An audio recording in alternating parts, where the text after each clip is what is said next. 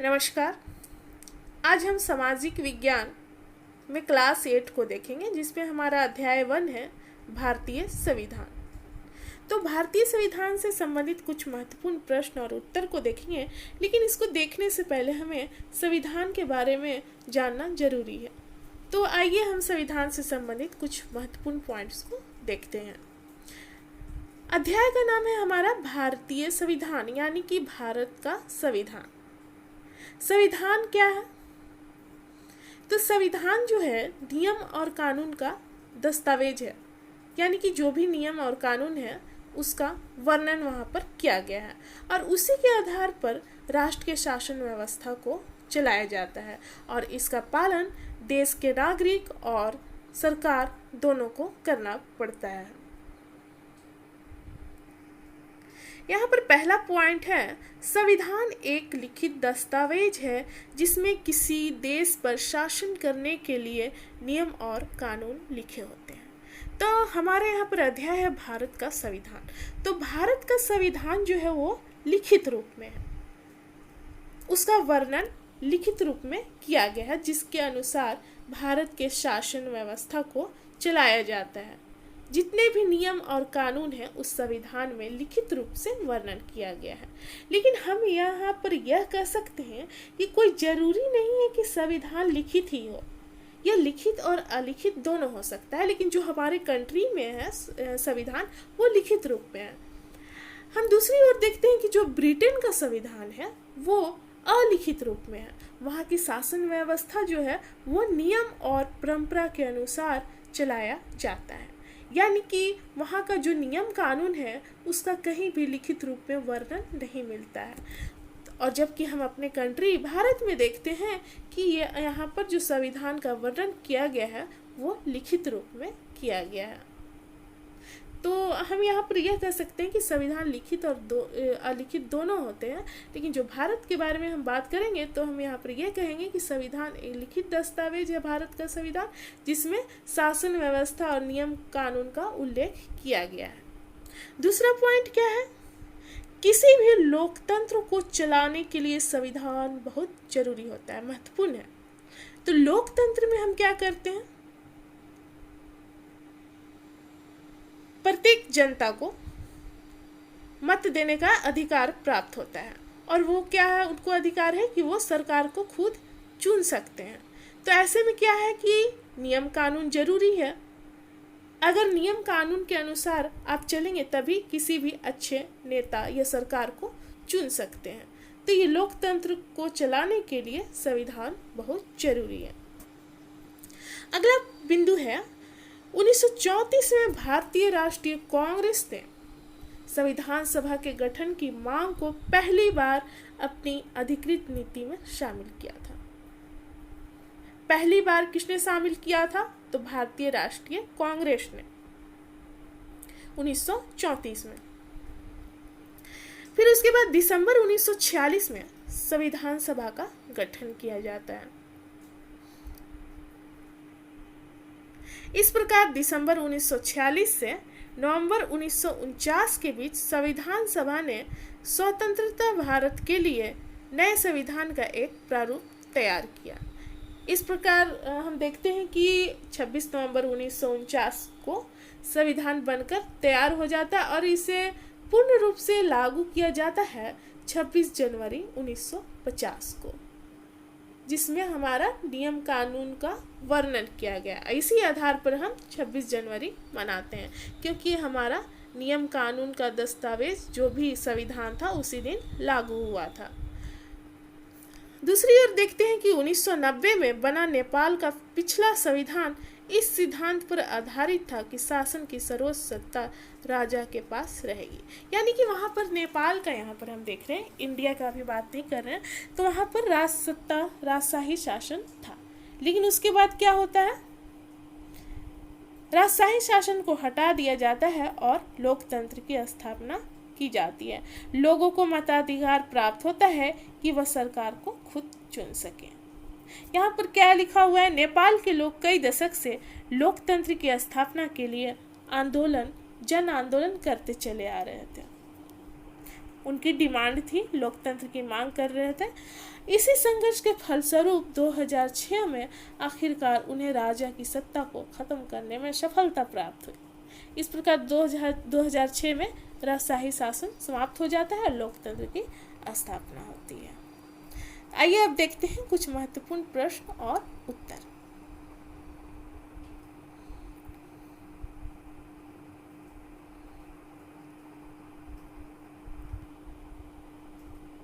यहाँ पर प्रश्न है, भारतीय राज के 3 अंग कौन कौन से हैं? तो पहला नंबर है न्यायपालिका, दूसरा कार्यपालिका और तीसरा विधायिका। न्यायपालिका में हम देखते हैं कि न्याय के लिए हम न्यायालय जाते हैं, जस्टिस की मांग करते हैं। तो इस प्रकार यहाँ पर 3 अंग है सरकार के, भारतीय राज के 3 अंग, न्यायपालिका, कार्यपालिका और विधायिका। दूसरा प्रश्न है, संघवाद से क्या समझते हैं? संघ मतलब क्या होता है? 2 लोगों का मिला हुआ प्रतिरोध। तो यहाँ पर हम 2 लोग किनको लेंगे? केंद्र और राज्य सरकार। केंद्र और राज्य दोनों को शक्तियां का बंटवारा किया गया है और उन्हें कुछ अनुच्छेद, आर्टिकल भी प्राप्त है जिसका प्रयोग करके वह शासन व्यवस्था का संचालन करते हैं। संघवाद एक संस्थागत प्रणाली है जिसमें पंचायत स्तर की, प्रांतीय स्तर की सरकारें, यानी कि यहाँ पर हम राज्य सरकार लेंगे, और केंद्रीय स्तर की सरकार एक साथ एक ही देश में अपने अपने अधिकारों के अनुरूप शासन करती है। यानी कि हम एक ही देश यहाँ पर लिखा गया है, यानी कि हम भारत को ले लिए, जिसमें केंद्र और राज्य, यानी कि जिस हम स्टेट में रहते हैं, और सेंटर को आप जानते हैं केंद्र, तो दोनों अपने अधिकारों के अनुरूप शासन करती हैं। सरकार की ऐसी व्यवस्था को ही संघवाद कहते हैं। इसका मतलब है देश में एक से अधिक स्तर की सरकार का होना। तो हमारे इंडिया में क्या है कि 2 स्तर हो गया यहाँ पर, केंद्र और राज्य। राज्य में हम देखते हैं पंचायत स्तर और प्रांतीय स्तर आ जाएगा आपका इसमें। अगला क्वेश्चन है, भारत के संविधान से संबंधित मुख्य 3 बातें का वर्णन करें। तो 3 बातें के बारे में बताया गया है। तो यहाँ पर पहला है, भारत का संविधान बहुमत के साथ साथ अल्पमत को भी सुरक्षा एवं अधिकार देता है। संविधान के अनुसार जो नियम और कानून दिए गए हैं वो सभी के लिए समान रूप से लागू होता है, चाहे वह अमीर वर्ग हो या गरीब वर्ग हो। लेकिन जो कानून है, न्याय है, वो दोनों पर समान रूप से लागू होगा। केंद्रीय तथा राज्य सरकार को अलग अलग विषय पर कानून बनाने का अधिकार है। संघ सूची, राज्य सूची। केंद्र सरकार जो है संघ सूची के अनुसार कानून बनाती है, जबकि राज्य सरकार जो है राज्य सूची के अनुसार कानून बनाती है। तीसरा नंबर है, राष्ट्रपति भारत का मुखिया होगा तथा प्रधानमंत्री केंद्रीय सरकार का मुखिया होगा। हम अपने कंट्री में देखते हैं राष्ट्रपति जो होते हैं नाम मात्र के कार्यपालिका होते हैं, जबकि वास्तविक कार्यपालिका हमारे प्रधानमंत्री होते हैं। सारे कार्यों का संचालन प्रधानमंत्री और उनके अंडर में जितने मंत्रीगण रहते हैं उन्हीं के अनुसार होता है। इसलिए राष्ट्रपति को नाम मात्र का कार्यपालिका बोला गया है। अगला प्रश्न है, किसी भी देश के लिए संविधान की क्या आवश्यकता है? क्यों जरूरत है संविधान?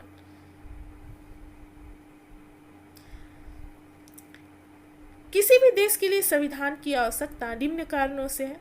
पहला नंबर है यहाँ पर शासन करने के लिए।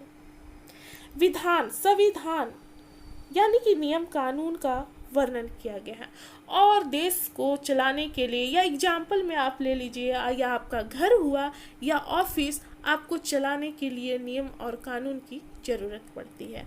अगर आप ऑफिस में हैं, अगर आप नियम कानून के अनुसार सारे कार्यों का संचालन करते हैं तो आपका जितना भी कार्य है आसानी से हो जाता है और किसी भी तरह की समस्या नहीं आती है। उसी प्रकार कंट्री के लिए है, कंट्री को चलाने के लिए नियम और कानून की आवश्यकता पड़ती है। तो यहाँ पर पहला नंबर है शासन करने के लिए। दूसरा है सरकार पर नियंत्रण रखने के लिए ताकि उसी के अनुरूप काम करे। अगर सरकार पर नियंत्रण ना रखा जाए तो वो क्या करेगी कि कार्यों का संचालन मनमानी तरीके से करने लगेगी, और ऐसे में क्या होगा, लोग शोषण का शिकार भी हो सकते हैं। किसी को सहायता मिलेगी, किसी को नहीं मिलेगी। जो अमीर वर्ग के लोग हैं वो और हाई क्लास में ऊपर चले जाएंगे और जो लो कैटेगरी के हैं वो नीचे ही रह जाएंगे। तो ऐसा बहुत सारा चीज़ देखा जा सकता है। तो इसलिए यहाँ पर कहा गया है कि सरकार पर नियंत्रण रखने के लिए ताकि उसी के अनुरूप काम करे, इसलिए यहाँ पर संविधान की जरूरत पड़ी है। तीसरा नंबर, सरकार के सभी अंग एवं अधिकारी अपनी शक्ति का दुरुपयोग ना कर सके। तो यहाँ पर वही चीज हुआ,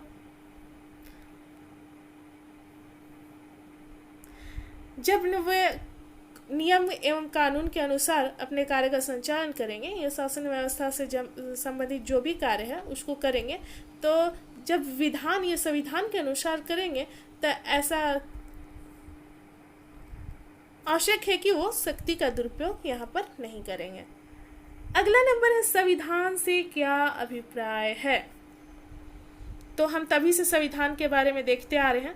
तो संविधान क्या है, नियमों का दस्तावेज है, यानी किताब भी बोल सकते हैं, क्योंकि नियम और कानून है तो सारे का वर्णन अनुच्छेद के अनुसार एक जगह किया गया है लिखित रूप में। अगर लिखित संविधान है तो जो किसी देश की शासन व्यवस्था की रूपरेखा बताती है, यानी कि वहां पर शासन व्यवस्था के बारे में ही वर्णन किया गया है। इसमें उन आदर्शों को स्पष्ट किया जाता है जिनको ध्यान में रखकर कोई सरकार देश का शासन चलाती है। तो इसी के आधार पर राष्ट्र की शासन व्यवस्था का संचालन करती है। अगला प्रश्न है, भारतीय संविधान के मुख्य तत्व या मूल्य कौन कौन से हैं। तो पहला नंबर है लोकतंत्र। तो लोकतंत्र में क्या है, हमारा कंट्री लोकतांत्रिक शासन व्यवस्था है, हम सरकार को खुद ही चुनते हैं। दूसरा नंबर है न्याय। जो जस्टिस है वो सभी पर समान रूप से लागू होता है, चाहे वह कोई अमीर वर्ग का हो या गरीब वर्ग का हो, दोनों को समान रूप से न्यायालय द्वारा न्याय मिलेगी। तीसरा नंबर है स्वतंत्रता।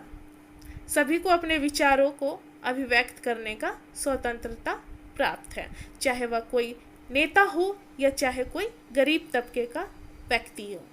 समता, सभी को समान माना गया है भारतीय संविधान के द्वारा। कोई भी किसी भी जाति, लिंग या किसी भी धर्म का हो तो समानता जो है सभी पर समान रूप से लागू होगा। बंधुत्व, यानी कि सभी लोग एकता और अखंडता की भावना में अपना जीवन यापन करेंगे। अगला नंबर है धर्मनिरपेक्षता। तो भारत जो है एक धर्मनिरपेक्ष देश है, आप किसी भी धर्म को अपना सकते हैं। आपको किसी भी धर्म को मानने के लिए किसी के द्वारा जबरदस्ती बाध्य नहीं किया जाएगा, आप अपनी इच्छा अनुसार किसी भी धर्म को अपना सकते हैं। अगला है समाजवाद। सभी के कल्याण के बारे में ध्यान रखा जाता है ताकि संपूर्ण जनता का कल्याण हो। अगला प्रश्न है, भारत के संविधान में नागरिकों को दिए गए मौलिक अधिकार कौन कौन से हैं। तो पहले क्या था कि 7 प्रकार का मौलिक अधिकार था, लेकिन संपत्ति के अधिकार को हटा दिया गया, तो इसके बाद यहाँ पर 6 मौलिक अधिकार दिए गए हैं। मौलिक अधिकार, पहले ये जानिए कि मौलिक अधिकार क्यों जरूरी है। तो प्रत्येक व्यक्ति या भारत के जितने भी नागरिक हैं उनके जीवन यापन अच्छे तरीके से संचालन हो, इसलिए संविधान के द्वारा नागरिकों को मौलिक अधिकार दिया गया है। अगर उन्हें लगता है कि उनका शोषण हो रहा है तो वो न्यायालय में जाकर न्याय की मांग कर सकते हैं। पहला है समता का अधिकार। यह अनुच्छेद 14 से 18 में इसका वर्णन किया गया है। इसमें किसी भी व्यक्ति के बीच जाति, धर्म, लिंग के आधार पर किसी तरह का भेदभाव नहीं किया जाता और सभी को समान समझा जाता है और सभी को समान रूप से न्याय और जितने भी साधन संसाधन है सभी समान रूप से दिए जाते हैं। इस प्रकार किसी भी धर्म, जाति, लिंग के आधार पर किसी तरह का भेदभाव नहीं किया जाता है। दूसरा नंबर है जीवन और स्वतंत्रता का अधिकार। तो व्यक्ति अपने विचारों को अभिव्यक्त कर सकता है, अपनी आवश्यकता के अनुसार सभा या संगठन बुला सकता है या किसी भी क्षेत्र में आ जा सकता है या वहाँ पर जीवन यापन कर सकता है। तो ये अधिकार दिया गया है। शोषण के विरुद्ध अधिकार भी है। तो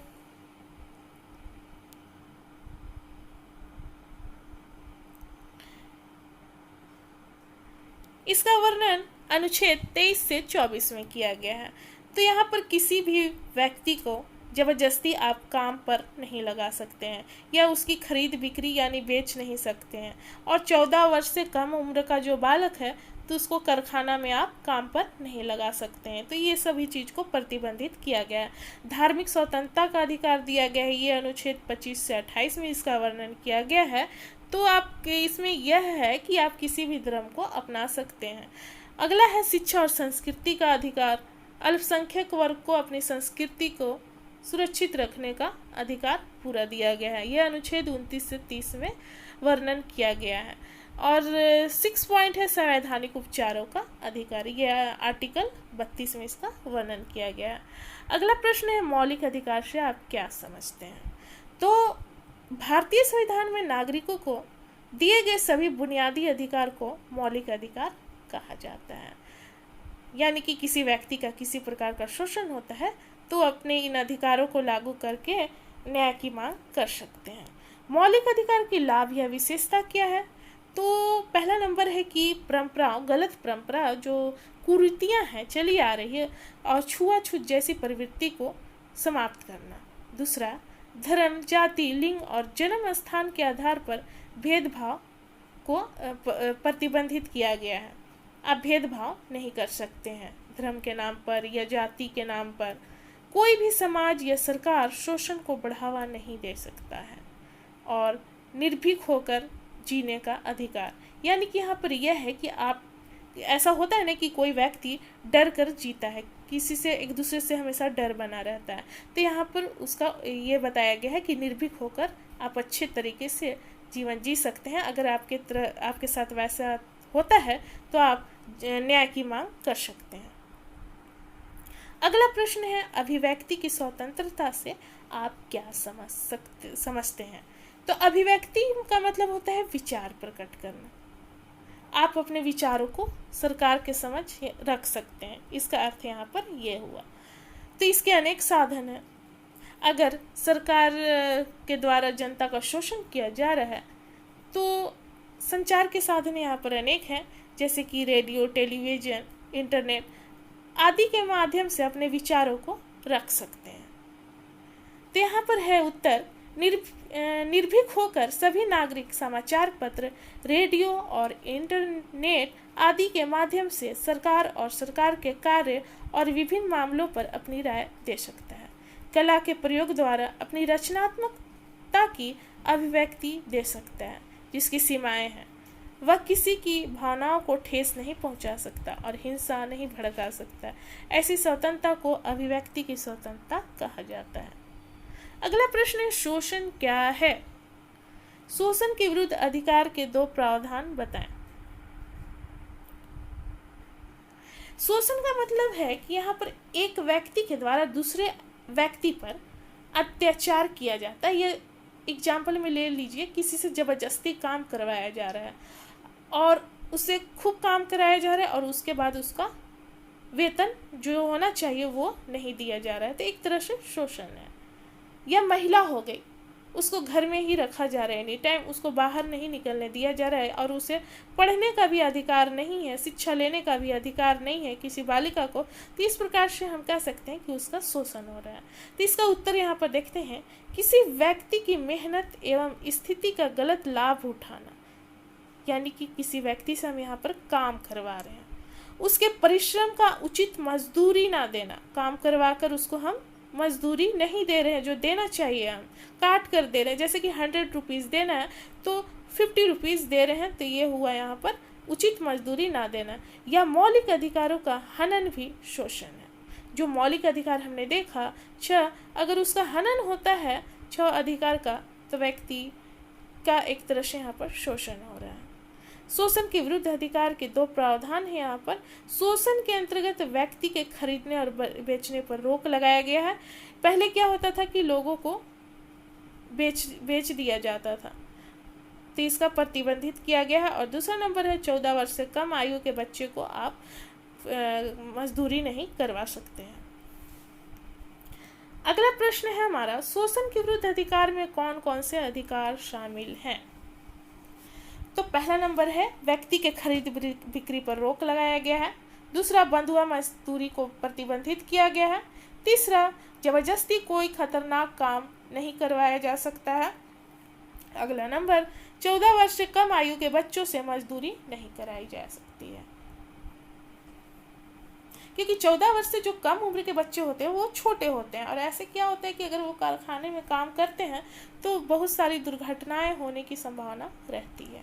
अगला प्रश्न है, शोषण के विरुद्ध अधिकार को मौलिक अधिकार में क्यों शामिल किया गया है? प्रश्न है, शोषण के विरुद्ध अधिकार को मौलिक अधिकार में क्यों शामिल किया गया है? इसका क्या कारण है, क्यों शामिल किया गया है? तो शोषण के विरुद्ध अधिकार को मौलिक अधिकार में इसलिए शामिल किया गया है क्योंकि पहला नंबर है, मौलिक अधिकार से वंचित ना किया जा सके। यानी कि संविधान के द्वारा जो 6 मौलिक अधिकार दिया गया है उससे किसी व्यक्ति को पर रोका ना जा सके। और दूसरा नंबर है, किसी के कमजोर स्थिति का फायदा ना उठा पाए। यानी कि कुछ ऐसे भी समाज में होते हैं कुछ वर्ग के लोग जो काफ़ी कमज़ोर होते हैं, और जो बड़े तबके के वर्ग के लोग होते हैं तो उनका एक तरह से शोषण करते हैं। तो इन सब चीज़ को रोकने के लिए शोषण के विरुद्ध अधिकार को मौलिक अधिकार में शामिल किया गया है। अगला प्रश्न है, अल्पसंख्यक से क्या अभिप्राय है? तो इसका उत्तर हो जाएगा, वह धर्म या समुदाय या भाषा के आधार पर वे लोग जिनकी संख्या किसी विशेष क्षेत्र या राज्य में कम हो, ऐसे वर्ग को अल्पसंख्यक वर्ग कहा जाता है। जिनकी धर्म, समुदाय या भाषा के आधार पर संख्या कम हो, यानी कि पारसी धर्म ले लेंगे तो उनकी जनसंख्या कम हो, या कुछ समुदाय के लोग हो गए तो उनकी जनसंख्या कम हुई, या कोई ऐसी भाषा है, क्षेत्रीय भाषा है जिनकी संख्या कम हो गई, तो ऐसे लोग को अल्पसंख्यक कहते हैं। तो उसकी सुरक्षा के लिए यह दिया गया है, कुछ अधिकार दिया गया है। तो यहाँ पर प्रश्न कि अल्पसंख्यक से क्या अभिप्राय है, तो उसके बारे में हम यहाँ पर देखें। अगला प्रश्न है, मौलिक अधिकार की सुरक्षा के लिए नागरिकों को कौन से अधिकार दिए गए हैं? तो संवैधानिक उपचार का अधिकार, ये 6 नंबर का मौलिक अधिकार है जिसमें 5 रीट सरकार के द्वारा, संविधान के द्वारा दिया गया है। मौलिक कर्तव्य क्या है कि इन 4 मौलिक कर्तव्य का वर्णन करें। तो इसका जो मौलिक कर्तव्य है ये संविधान के अनुच्छेद 51A में इसका वर्णन किया गया है, और 11 मौलिक कर्तव्य हैं। तो यहाँ पर पूछा गया है कि 4 मौलिक कर्तव्य को बताएं। प्रत्येक नागरिक के राष्ट्र या नैतिकता के प्रति कुछ मूलभूत कर्तव्य होते हैं जिन्हें हम मौलिक कर्तव्य कहते हैं, यानी कि कुछ ड्यूटी होते हैं अपने राष्ट्र के प्रति। पहला है, संविधान के नियमों का पालन करना चाहिए। यहाँ पर 4 पूछा गया इसलिए 4 दिया गया है, लेकिन 11 है। वैसे संविधान में जो भी नियम कानून दिए गए हैं नागरिकों के लिए उसका पालन करना चाहिए नागरिकों को। दूसरा, सभी नागरिकों को ध्वज और राष्ट्रगान का सम्मान करना चाहिए। तीसरा, देश की एकता और सुरक्षा बनाए रखना चाहिए। और चौथा, सार्वजनिक संपत्ति को नुकसान नहीं पहुंचाना चाहिए। तो ये थे अध्याय 1 से संबंधित महत्वपूर्ण प्रश्न, जिसमें हमारा अध्याय का नाम था भारतीय संविधान। तो आज हमने कक्षा 8 में देखा। अब मिलते हैं अगले वीडियो में। धन्यवाद।